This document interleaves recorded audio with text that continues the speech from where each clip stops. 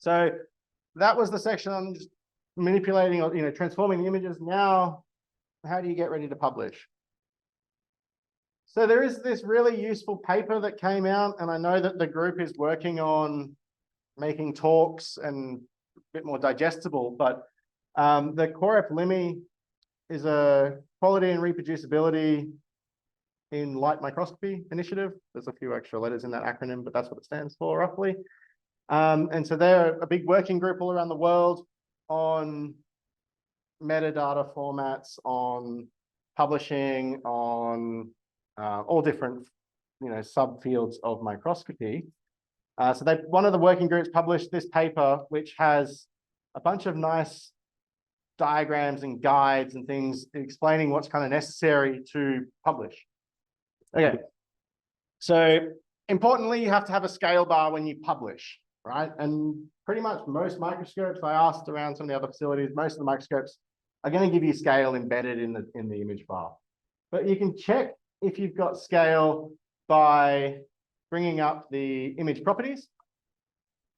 And if it looks something like this, it's probably not got scale, right? It should say like micron or centimeter or whatever scale is recorded, from an inch for some reason.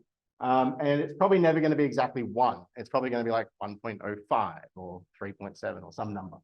So you can set scale if you have a known calibration thing. I did take out those examples from these slides, but if anyone has that problem, you can talk to me and I'll show you how to do it. But generally, your images should have scale. If you're using bioformats, and it'll read it. So to add a scale bar, it's pretty straightforward. You go Analyze Tools Scale Bar. You'll get this little pop-up. And since you know it knows the scale, it should guesstimate something. It always seems to pick a useless number, personally, like it's going to pick 8. No one has a scale bar like of 8 microns, or maybe on OCD, but normally it's something like 10 or 20.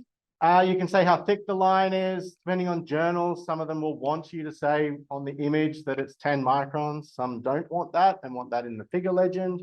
So you can tick like hide text. They're all pretty straightforward.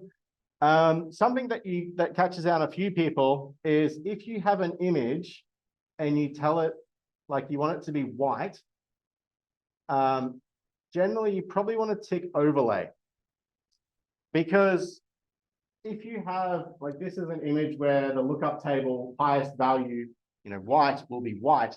But if it was a red lookup table image, your scale bar is going to go red, because white here really just is 255. So like the brightest possible thing for that lookup table, unless you tell it that it's an overlay. And then it kind of sits as a layer on top as an overlay.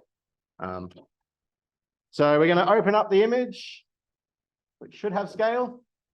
And you can make it look pretty and add a scale bar that is white. So make sure that you have that overlay ticked, because otherwise when you go copy the system to like PowerPoint, you'll have a red scale bar.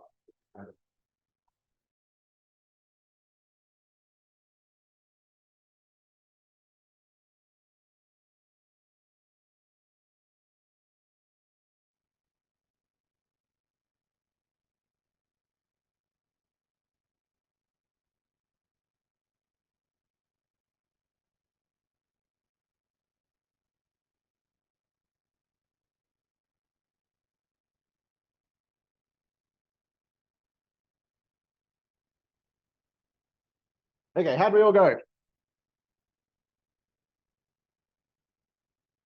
So one other thing that I didn't show is you can change it from the lower right, but you can also do it at selection. So if I absolutely wanted a scale bar here, I could draw a selection and go Analyze Tools Scale Bar. And now it puts one there, exactly how long I drew or whatever, but I could change it to 10 microns. So if you did need to put it somewhere, not bottom left, bottom right, all that kind of stuff, you could do that. And we've got some answers. Okay, the next thing is you might want to record a movie. Because if you've got live imaging, or even if you're just trying to show like through a Z stack or something and you want to record it, you can do AVI saving in FIJI. So if you have a video open with a time series, you get a little play button. You can right click on that play button and you get the animation options. And so you can set the frame rate, you can set the first frame and the last frame, and whether you loop back and forth or, you know, do you start on, I don't really think that just starts when you hit OK. So that will then give you a, you know, you can adjust how you play it just in the window. But if you go File, Save as AVI, you get this pop up. I think you tell it, you either tell it these settings and then it asks you where to save, or it asks you where to save and then it has this setting. But something to be aware of is it will ask for, you've got 3 options, PNG, JPEG, or uncompressed. I would normally do an uncompressed AVI. That can get quite big. So like if you've got a 5 gig Z stack, it's probably going to be like a gigabyte when you uncompress AVI. Don't try and put a gigabyte file as a video into PowerPoint. You'll have a bad time. What you want to do is download a program called Handbrake. Really good. It's like VLC, but Handbrake is the one that will convert it to MP4. And it will make it very usable for like PowerPoint. So it's free, works on any platform. It's just like VLC. If you're making movies, it's definitely something to get. I tend to, if I'm making like fancy overlays and title things and that, I'll do like, put it in Adobe or something proper. I wouldn't do that in FIJI. I can do timestamps and things like that in FIJI though. That's what I would use it for. Or a scale bar. So what you might do is go image properties. We'll check the frame interval. So sometimes that won't be read properly, or in the case of the one that we imported, we didn't tell it. So you can tell it here. I think it's 2.5. It's on the next slide. I think it was 2.5 seconds or 1.5 seconds. Then what you might do is go into image stacks label, pick a format, start at 0. 1.5 is the interval.